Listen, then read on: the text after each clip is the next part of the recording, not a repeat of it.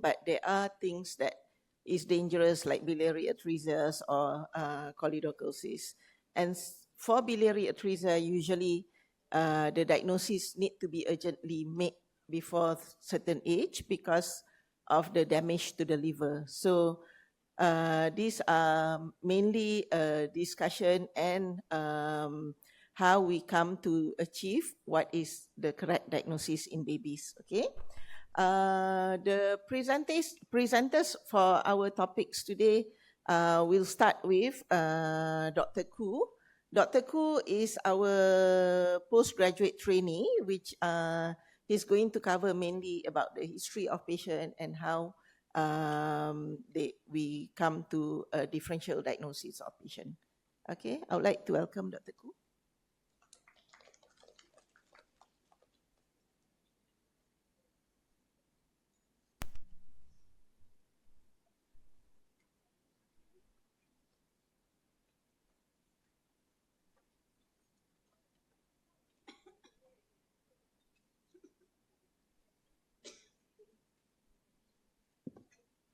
Okay, good morning, everyone.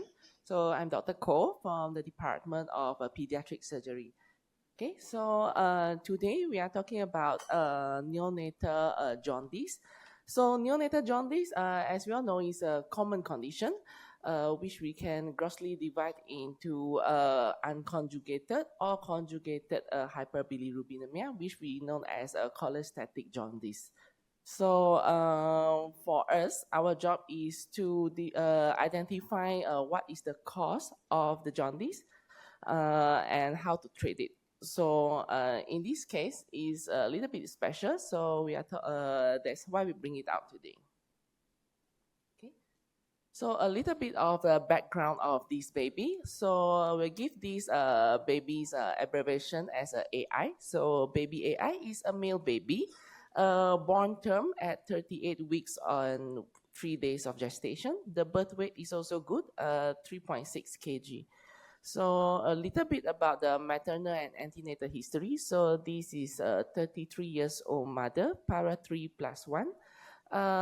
There was history of previous shoulder dystocia. Antenatally, the scan only noted polyhydramnios. Okay. So at the time when the baby was born, he was born vigorous, good ABGA score. However, at the first hour of life, developed respiratory distress. So this baby has a little bit of eventful neonatal period. He was treated as congenital pneumonia, started antibiotic, but at the day 7 of life, there's a bit of weakness and lethargic. So we was treated as meningitis and covered with antibiotics for another 14 days. So during this postnatal period, we started to notice this baby has cholestatic jaundice, evidenced by the blood investigation. At day 11 of life, the bilirubin is 168. Which 44% is conjugated. So there is also intermittent pale colors too. So at this point of time, we have to start thinking about conditions that need to be treated surgically and urgently. So that's why at the day 14 of life, we proceeded with ultrasound to try to rule out any pathology such as a biliary atresia or choledochosis. However, in the ultrasound finding, there is no obvious signs of biliary atresia or choledochosis. We repeated another ultrasound at day 24 of life, which the findings is also similar. These are the blood investigations. So as we can see, the direct bilirubin is elevated. And also we send torches, IEM and hepatitis screening, all turn out to be negative. Okay. So this is the picture of the pale colors too. So since we got no conclusion yet for up until this point. So we proceeded with a percutaneous transhepatic cholangiography on the day of 33. So at this point of time, the findings during this study show that there is no flow to the ductal system. So when we injected the dye, only the gallbladder is distended. However, we do not know whether it is because of inadequate pressure or there is a really biliary atresia in this case. So at the same setting, we took a liver biopsy and we sent for histopathological examination. Okay. So as we can see, when we injected the dye, this is the gallbladder. So there's no flow to the common bile duct or the hepatic ducts. So next, we proceeded with HIDA scan on the day 39 of life. And we noted that there is an excretion into the bowel. And 24 hours later, we repeated another, we proceed with the SPECT CT scan, which also noted the dye, the contrast entered to the bowel system. So this can indicate that there is a connection from the gallbladder to the duodenums, which means the biliary system is patent.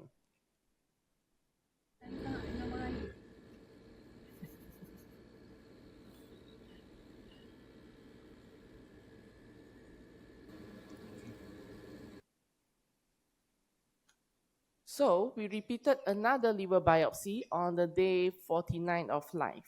So both of the histopathology came back as there's no evidence of biliary atresia. So now we have this problem here. We do not know what kind of diagnosis we are treating as. Okay, based on the ultrasound, HIDA, and SPECT CT, we do not have the, we basically can rule out biliary atresia and cholelithiasis. So what are the other conditions that can lead to cholestatic jaundice? So in the next slide, we will discuss about the next part of the presentation. We'll discuss more about this. How do we dive in deeper and get into the diagnosis, and what happened to this baby later? Okay, so thank you very much.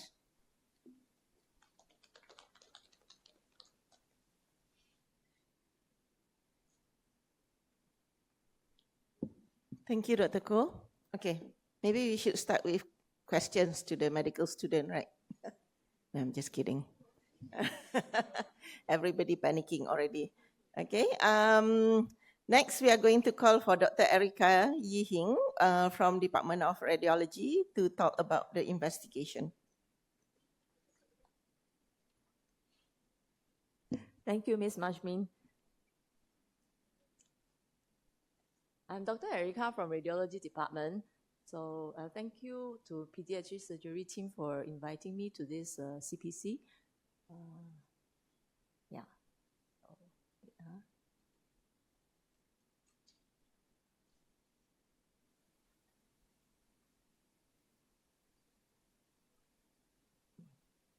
Okay. So the first imaging that was done in this patient was ultrasound HBS, okay? And this was the images for the scan done on the 27 days of life. So the upper row here shows the configuration of the gallbladder in this patient. And you can see here, this is after 10 hours of fasting, which is more than, adequate, very adequate already for a baby, okay? Yeah, so you can see that the gallbladder is not distended at all. It's almost completely collapsed, except from maybe a small part at the neck area. So this is quite unusual, okay? After fasting, the gallbladder is expected to be dilated, all right? So it's still collapsed, and you can see that in the center how there's the hyperechoic layer how that lines the inner margin of the gallbladder is actually the mucosa. So you can see the mucosa, which is quite complete all the way. Maybe the fundus here is not really well seen on this view. Complete mucosa, which is against, well, in a way that it doesn't suggest biliary atresia at the moment, because the mucosa is complete and the gallbladder itself actually looks quite smooth. And the measurement of the length of the total length of the gallbladder was around 2 cm, right? So anything less than 1.5 cm will be considered small and is indicative of something abnormal like biliary atresia. So in this case, the gallbladder itself actually didn't give us much signs to suspect biliary atresia. And then this is the image showing the portal veins, and the in front of the right portal vein, this is the portal vein here, the dark one. In front of the portal vein, there's usually this hyperechoic band, which is normally a composite of the intrahepatic ducts and the hepatic artery. Over here, this is normal, okay? Because the measurement is only 1.8 mm. In a patient who has biliary atresia, this band will become thickened, which I will show you later. And anything more than 2 mm, you need to suspect that there could be biliary atresia. It's called a triangular cord sign, okay? It's actually, why triangular is based on the cross-section. When you do it, the ultrasound in another view, you will see a triangular cord. In this view, you won't be able to see that. Okay, and this image here tries to measure the size of the hepatic artery, this small one here, which is also normal, 1.4 mm. So abnormal one will be 2.1 and above. So based on this ultrasound, apart from a very contracted gallbladder, actually there are no other signs to make us suspect biliary atresia. The only one is contracted gallbladder, which is unusual in a neonate who has fasted adequately. So because of an inconclusive ultrasound, we proceeded with this ultrasound-guided percutaneous cholecystolcholangiography and liver biopsy in the same setting 1 week later. So the images here shows the ultrasound. The upper row is the ultrasound before we puncture, okay? So you can see, to start off with, the gallbladder was already very small. The diameter of the gallbladder was only 2 mm. Imagine you trying to puncture a 2 mm structure. It's very difficult, okay? So this is actually a technically difficult procedure for us, all right? So this is the needle. While the needle advances and trying to aim for the small gallbladder, there was already injection of some fluid within, so you get all the air around it, and the gallbladder is actually obscured. Because of that, it's very hard to determine whether we are actually, the tip of the needle is actually within or is actually outside, with all the air sitting over there. But nevertheless, this was injected. So this is the fluoroscopic image. It's in the same study, okay? We use the ultrasound to guide us to puncture the gallbladder, and then after that, we inject the contrast to try and opacify the gallbladder and the biliary system. So this loculation of contrast there was thought to be the gallbladder because of the shape. But and the absence of it draining elsewhere will actually, if it is done in the correct way, should mean that it is quite suggestive of biliary atresia. But the problem is, after the needle has been retracted, and we see the contrast actually spilling everywhere, and it is also lining the gallbladder fossa. So technically speaking, because we know that this is a difficult procedure, we were not 100% sure that the contrast is actually within the gallbladder. It could be actually just outside because it spread afterwards. So because of that, the study was deemed probably inconclusive as well, and that's why we proceeded with nuclear medicine. This is HIDA, or hepatobiliary scintigraphy, a week later, all right? And these are the pictures that show at different times. What you see here is the liver has, the bright part is the part that takes up the tracers that was injected into the bloodstream, okay? So liver has uptake at 5 minutes already, and then with time, you start to see the bladder filling up here. This is urinary bladder, okay? At 1 hour, no tracer is seen in the bowel yet. At 3 hours, you start to see some tracer in the gallbladder. You can see a very bright spot here. This is within the gallbladder, because tracer will get excreted into the biliary system from the hepatocytes. Then from there, it will flow down into the gallbladder before it gets down into the bowel. So once you see the gallbladder filling up, it actually tells you that the upstream biliary tract is probably okay.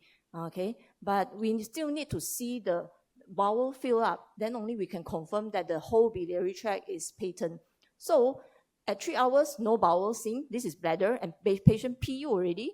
Over here at 6 hours, you see more urine in the pampers, but still no tracer in the bowel. And at 24 hours, because the number of the tracer is already very minimal, so that's why you see the noise. There's a lot of noise around, and this part here, in the bladder area, we are not sure whether it's only in the bladder or it's somewhere else. So at 24 hours, a SPECT CT was done to confirm where exactly the location, the collection of the tracer was. And it confirms that this is the rectum, all right? So it's not in the bladder, or rather there are some in the bladder, but the rectum also you have the tracer. So with the presence of tracer within the rectum, we know that the entire biliary system is actually patent. So this study actually effectively rules out biliary atresia, right? So a very brief introduction of what types of biliary atresia we have. You don't need to know all this, but it's just to facilitate the understanding of the imaging after this. So the gray part here is the fibrosed part in biliary atresia, the biliary tract that gets fibrosed with time, okay? So in this, the fibrosed part can be different in different types of biliary atresia, but there's one common part that is always fibrosed, which is the common hepatic duct, the one that is above the cystic duct, okay? Common hepatic, cystic duct, this is a common bile duct. So common hepatic duct is invariably fibrosed in all types of biliary atresia. So our imaging is actually to prove that this part is not patent, to confirm biliary atresia. So these are pictures taken from literature. This is doesn't belong to the patient, to let you understand what we are looking for. So in biliary atresia, this is the triangular cord sign. Okay, you can compare it to the normal one, which is very thin. This is thickened. The thickening is due to the fibrosed biliary tracts, the intrahepatic ducts that are fibrosed. Okay, so if you see this, this is 1 point for biliary atresia, strong point. Okay, and then below this, which is also not present in this patient, there could be cysts, macro or micro cysts near the porta hepatis. If you see this together with some other signs, these are strongly suggestive of biliary atresia, okay? And the 4 pictures here shows you the different configuration of gallbladder that we can get. So these 2, the diagonal ones, these 2, this is normal, all right? Although it is not fully distended, but you can see the complete mucosa, the hyperechoic mucosa that is smooth and complete, and then the wall is very smooth. So this is still considered normal. This one is a fully distended or almost fully distended gallbladder, which is also normal, all right?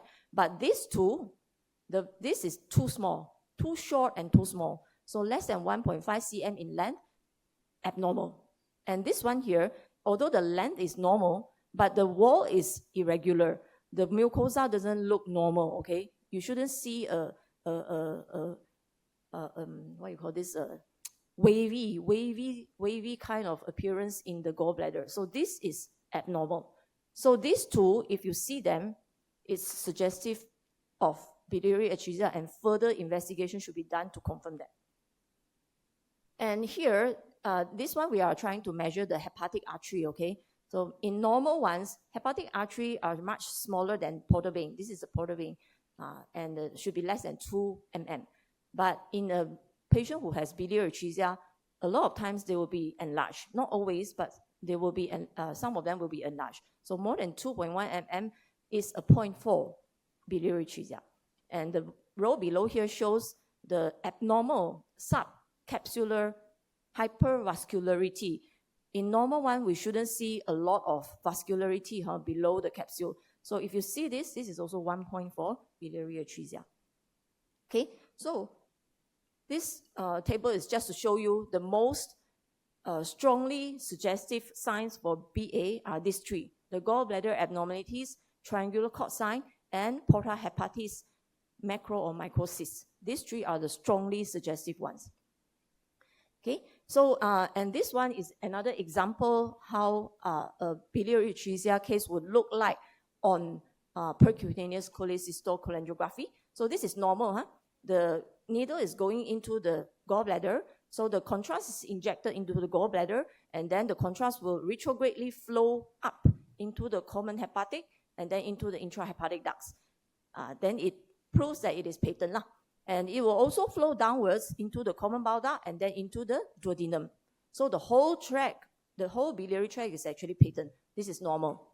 Now coming to biliary atresia, same thing happens. Needle is going, contrast is injected into, this is the gallbladder here, okay?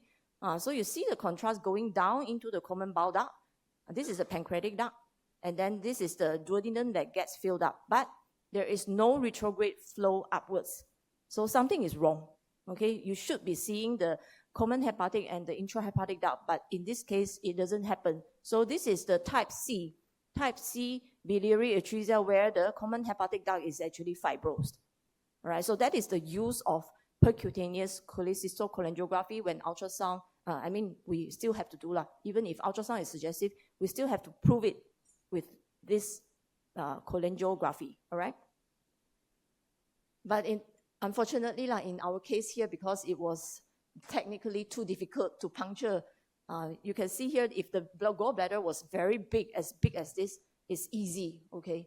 Yeah, so ours one, the gallbladder started off with a very, very tiny one, so it was technically difficult. So then because of an inconclusive one, HIDA scan is usually done to answer questions that are unanswered in the earlier examinations. So this is normal, huh? What you see here is the liver will be progressively taking up the traces, and then you will see the gallbladder starting to fill up because the traces are excreted from the hepatocytes.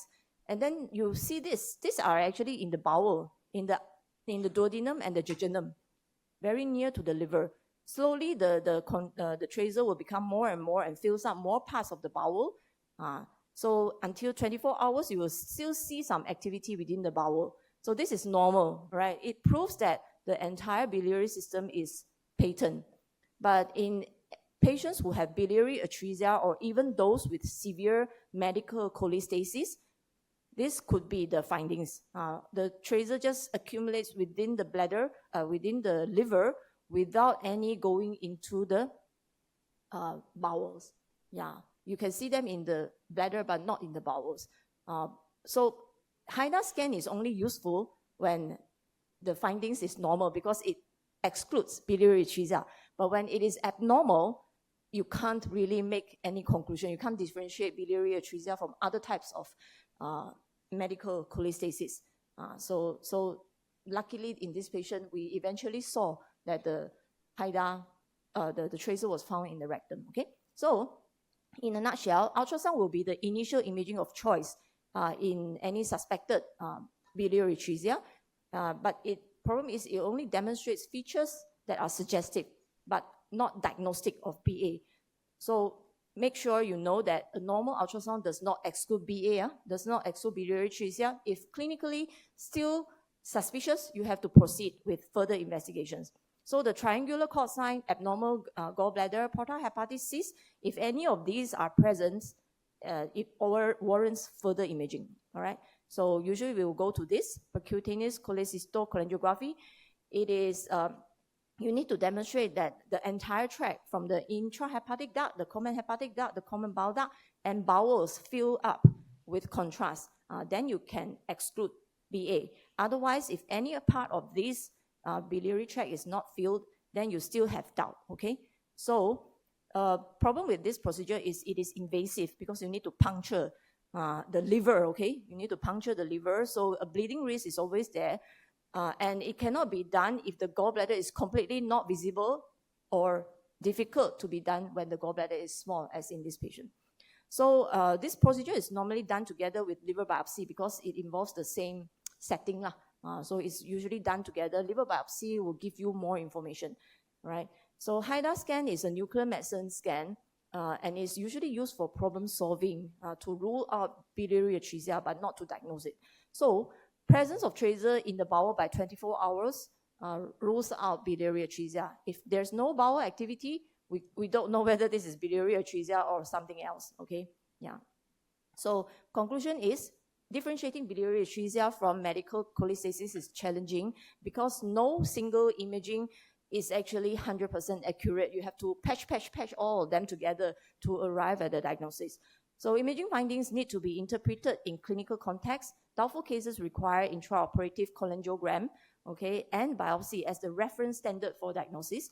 And once BA is excluded, imaging has very limited role in differentiating the underlying causes of the medical cholestasis because most of the time they are either non-specific or can be completely normal. Right, thank you.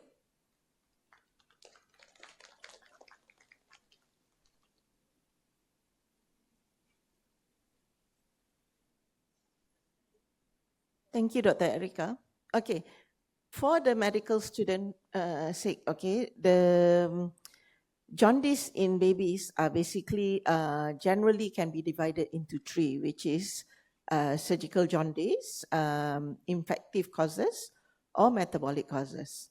Usually by the age of 2 weeks, patients still have jaundice. You need to refer because it needed further investigation for the reasons that usually we rule out the surgical jaundice first, especially if patient has a pale stool, because diagnosis like biliary atresia is basically we have to chase for time to avoid all the liver damage and whatnot. So when you are doing your training or when you're in the become a doctor later on, I hope the take-home message that you should remember is that if there is a jaundice in baby about 2 weeks and already, especially when there is a pale stool, please refer to the appropriate team for further management. Okay. You see that to come to a diagnosis is not easy and it still requires time. So it need to be early referrals. Okay, without further ado, we would like to call for Dr. Geethanjali Mahendran from our postgraduate trainee from Department of Pathology to show us about the histopathology of this baby. Thank you.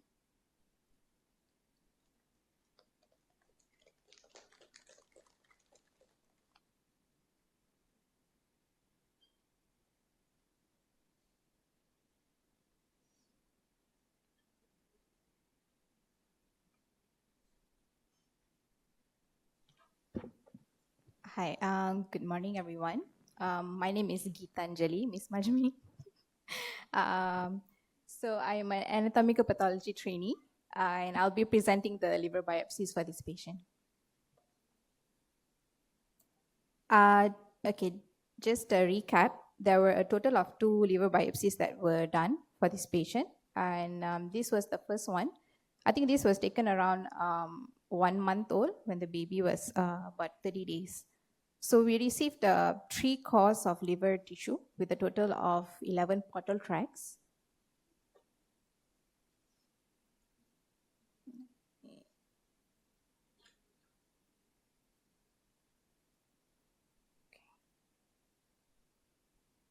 So just to give you an idea of what am I talking about when I say portal tracts. So this is a picture of it. It comprises of 3 structures. So what we want to look for is this portal vein, this larger area here. This is in a hepatic artery, and this is a biliary duct. So usually, in about 80 to 90% of portal tracts would have all three of these components. So the bile duct to portal tract ratio is usually 1:1. So each portal tract should have at least one bile duct. So in our case, in this baby, however, we did not see much bile duct present in the portal tracts. As we can see here, there is presence of portal vein and hepatic artery. However, the bile duct was quite diminished. So this is another example. This is another portal tract with absent bile duct. So this diminished number of bile ducts actually points us towards the direction of paucity of bile ducts, where there is the number of bile ducts does not correlate with the number of portal tracts that are present.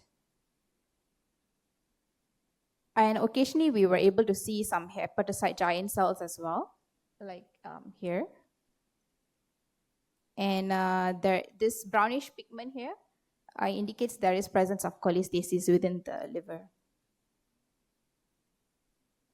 We also did a pearl stain. This is a special stain that we can do to demonstrate presence of iron deposition.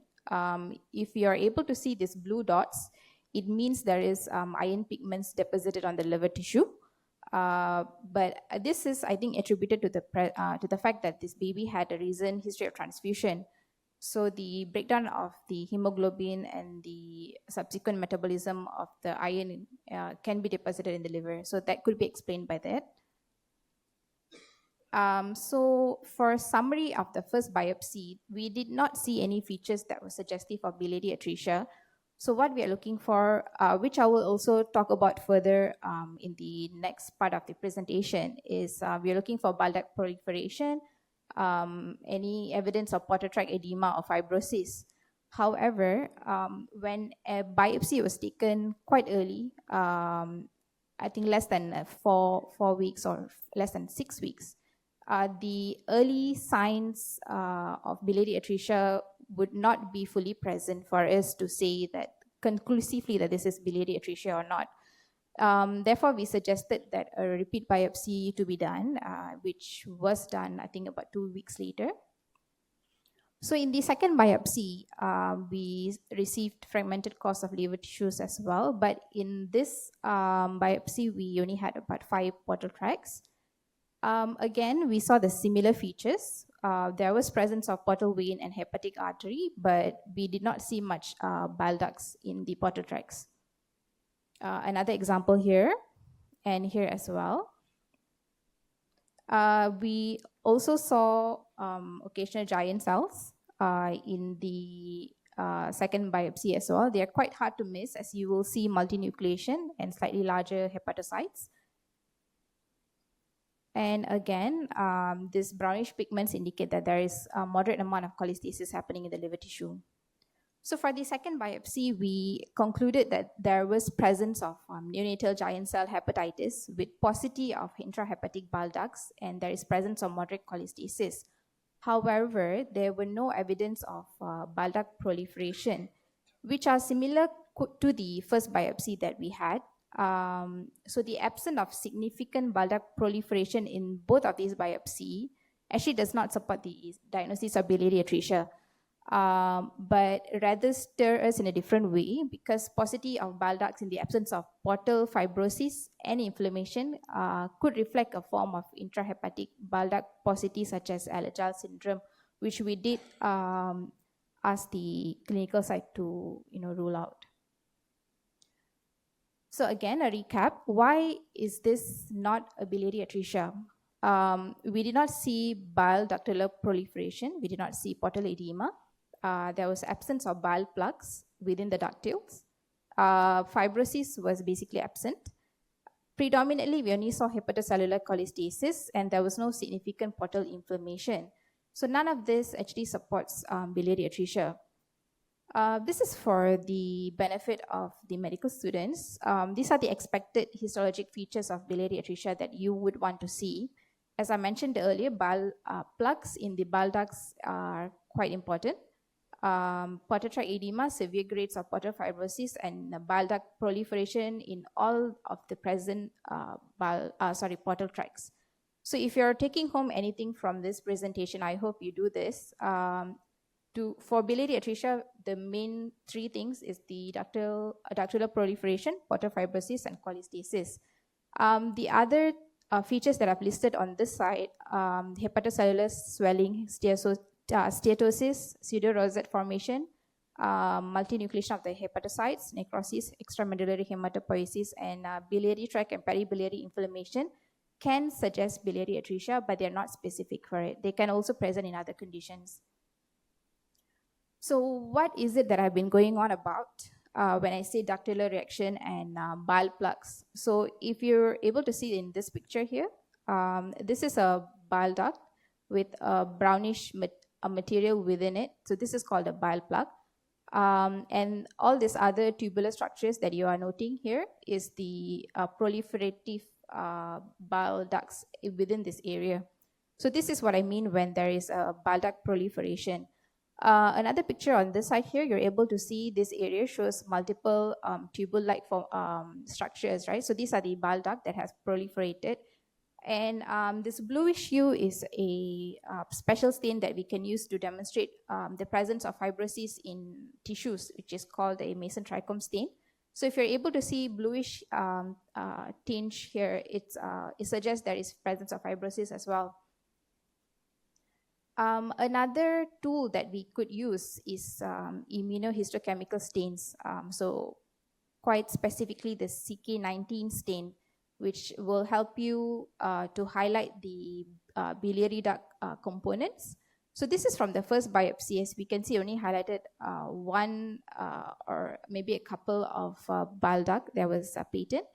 And in the second biopsy, we did not see much, actually. It was quite absent. So when there is a ductular proliferation, when we do a CK19 stain, what we want to see is demonstrated in these two pictures here. So all these brownish things that are highlighted, these are all the biliary components. So this is what would it look like when it is a biliary atresia with ductular proliferation. So we would see a lot of this brownish staining as opposed to just very occasional in our biopsy. Another feature that I mentioned earlier was the portal tract fibrosis. So this is how it looks like on Mason trichome stain. So you will see a very large area of this bluish color. However, in our biopsy, we did not see it. It was very minimal, and it was only it was even barely there. So there was no demonstrable portal tract fibrosis that we want to see that would suggest biliary atresia. Again, all these arrows are pointing at bile ducts. So this is again another picture showing you there is bile duct proliferation. So as final impression, so both of these biopsy, they showed similar findings and none of them were supportive of biliary atresia. But I guess this case also helps to highlight that there is an importance in performing liver biopsy when in doubt. If other, especially when there is overlap in clinical suspicion and the other investigations are not conclusive. These are my references. I guess that's about it. Thank you.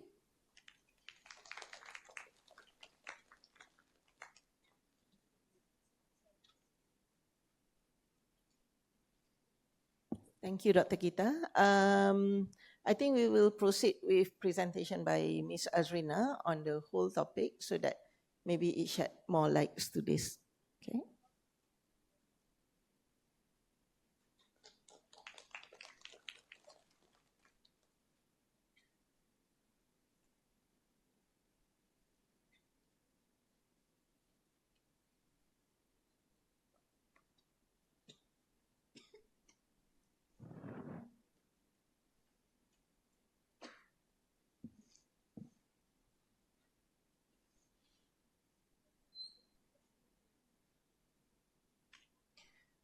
Okay, good morning, everybody. Thank you very much, Geetha, for your very interesting presentation about HPE findings for biliary atresia. So now, to recap, we have a baby that initially presented with jaundice in day 11 of life. As Ms. Marjmin has alluded to, the commonest cause of jaundice in babies actually physiological jaundice, right? But if you have a baby with persistent jaundice beyond 14 days of life, further investigation needs to be done. Another important thing to remember is that a child with physiological jaundice will never have pale stools. Okay?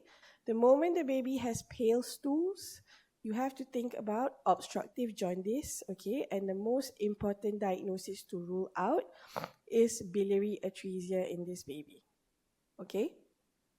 And the reason why biliary atresia needs to be ruled out, okay, I will go over after this, okay? So remember, commonest cause of jaundice in babies is physiological, but the moment they have symptoms of obstruction, they need investigation. Anyone who has jaundice beyond 14 days needs further investigation. Dr. Koh had already alluded to some of the investigations that needs to be carried out to rule out physiological jaundice. To rule out the other causes of, or the medical causes of jaundice. So you need to make sure that there's an IEM screen that's done, torture screen is done, and of course hepatitis screen. This being some of the investigations, but the list of investigation for prolonged jaundice is extensive, okay, and needs to be looked into, right? Okay, the moment the child developed pale stools, this child needed investigation to rule out surgical jaundice. And the first thing that we did was obtain an ultrasound scan. Now, the reason why we wanted to get the ultrasound scan was because we wanted to see whether there were any suggestive features of possible biliary atresia as a cause, or the potential of choledochal cysts. And if you saw, we repeated the ultrasound scan. Dr. Erica had already pointed out that a normal ultrasound scan does not rule out biliary atresia, and if the patient continues to be symptomatic, needs further investigation, right? So the reason why it was repeated is because sometimes changes in biliary atresia is progressive, and a repeat ultrasound scan might have revealed features then of possible biliary atresia. Now, after the ultrasound scan was done, and it could not rule out biliary atresia, the next step we did was we obtained a PTC and a liver biopsy.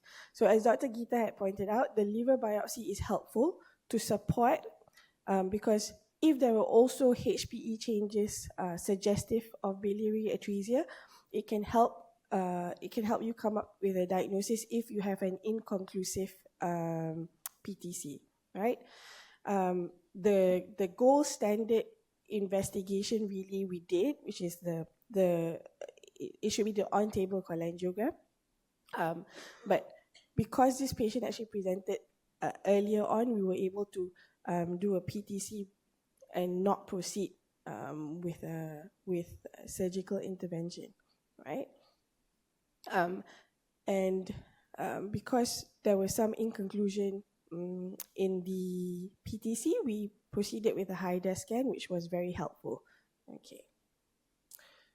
So what we have is we have a patient who presented with not only prolonged jaundice, also obstructive jaundice. So we needed to rule out biliary atresia, right? Now, biliary atresia is a special condition. It's a devastating condition because the child is born completely normal, and antenatally may not have any problems whatsoever. But once they develop biliary atresia, it's a disease that that essentially will require liver transplant. And if a child ends up having liver failure and fails to get liver transplant, then that means the child will succumb. The child will die of that liver failure. Okay, so it's a devastating disease. It's a progressive fibro-obliterative obstruction of the extrahepatic biliary tree. I think this was displayed beautifully by Dr. Erica in this imaging. So you could see that there is obstruction or obliteration of the extrahepatic biliary tree. And this results in fibrosis and cirrhosis of the liver, okay? Now, in this patient, the other possible differential diagnosis for this cholestatic jaundice may actually be neonatal hepatitis. The transient abnormal myelopoiesis, which is a condition that specifically patients with Down syndrome can get, and our patient did have, can also present with cholestatic jaundice. Another condition to consider is Alagille syndrome. And as part of prolonged jaundice screen, you would think to rule out Alagille syndrome as well. And other possible causes include non-syndromic paucity of intrahepatic bile ducts. Okay. So why is it so important that we try and make sure we come up with a diagnosis either to include or exclude biliary atresia? This is because biliary atresia management is time sensitive in nature, okay? There is a surgical bridging procedure that can be done to try and get the baby to survive on its native liver for as long as possible, and it should be performed in under 60 days. So ideally, it should be performed within 30 to 60 days. And that's the real importance why jaundice, prolonged jaundice or jaundice beyond 14 days needs to be urgently investigated, okay? Because if this is biliary atresia and there is a delay in investigation, okay, and it results in this patient having a diagnosis beyond 60 days of life, at a push up to 70 days of life, that you have a risk of this patient developing liver cirrhosis, and therefore your bridging procedure, which is your Kasai procedure, the chance of it being effective is severely reduced beyond 60 days of life. Okay? You with me? Okay. So what is this Kasai procedure? It's called a hepatoportoenterostomy. Okay? So basically the dissection is carried down all the way down to the portal plate. Okay? And the rest of the extrahepatic biliary tree is removed because it's not functioning, it's completely fibrosed. And a loop of jejunum Roux-en-Y anastomosis is made onto the portal plate. Okay, essentially getting bile from the liver, the portal plate of the liver directly to drain into the intestine. Okay, so by doing all of that, you try and hopefully restore bile flow and therefore reduce that cholestatic damage that you can get, and hopefully that will keep the patient's native liver okay and not have any early cirrhosis and fibrosis, okay? All patients will, however, end up needing a liver transplant, okay? So a Kasai procedure is purely a bridging procedure, okay? But if it's successful, you delay this need for a liver transplant as much as possible. Okay, so in this case, why is it not biliary atresia? I think to recap, radiologically, we know an ultrasound scan shows that there's no triangular cord sign, there's no periportal fibrosis or liver cirrhosis, and same on HIDA scan. Okay, and HPE also, there's no evidence of bile duct proliferation. In fact, there was paucity of bile ducts. Okay, so what are the possible differentials here? Alagille syndrome is one of the commonest cause of paucity of bile duct. And so we did a JAK1 gene and NOTCH2 genetic test, which turned out to be negative. Okay, so what else can cause this? We alluded earlier to neonatal hepatitis and TAM. Okay, so where is this patient now and how is this patient doing? So following all of our investigation, given the fact that we have ruled out surgical pathology, we referred the patient to gastro for ongoing monitoring and investigation. So what the gastroenterologist did was actually they started the patient on ursodeoxycholic acid and the patient actually responded. And the bilirubin started normalizing and the patient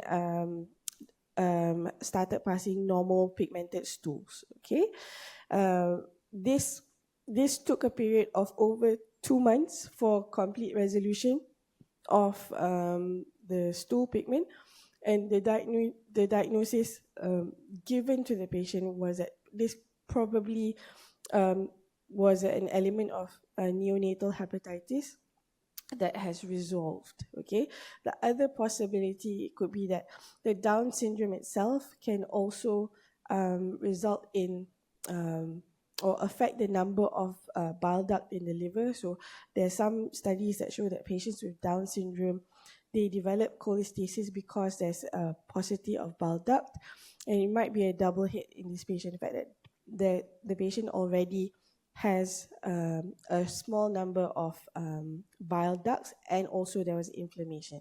Okay, so the theory is that it probably was a neonatal hepatitis that resolved. Okay, so what are the learning points? So we need to consider other causes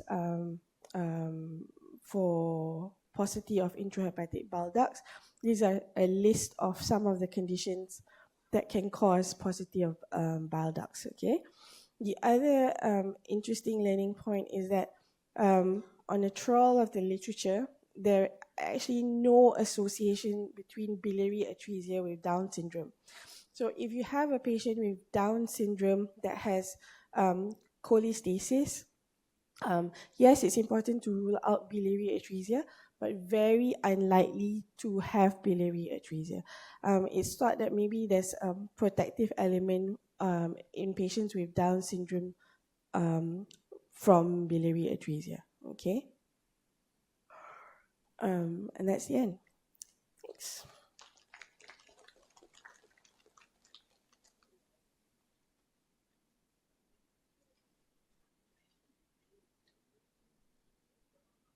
Thank you, Ms. Azrina.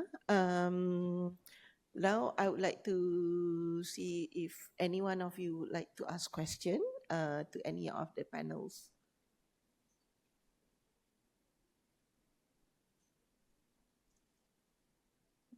Everyone quite clear about it, okay?